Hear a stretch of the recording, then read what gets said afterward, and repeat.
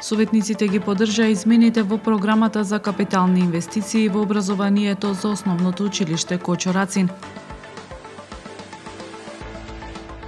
Митревски утре ќе ги распише претседателските и парламентарните избори.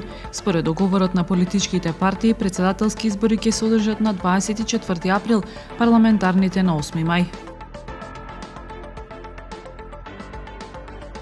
Охридската библиотека ќе ги одбележи Свети Трифон и Свети Валентин со промоција на книга, музички перформанси и вино. Езерско дерби во сабота, оптимизам во ГРК Охрид пред средбата. Времето утре променливо облачно со сончеви периоди и температура до 10 степени. Следевте една минута вести на Охрид Нјуз.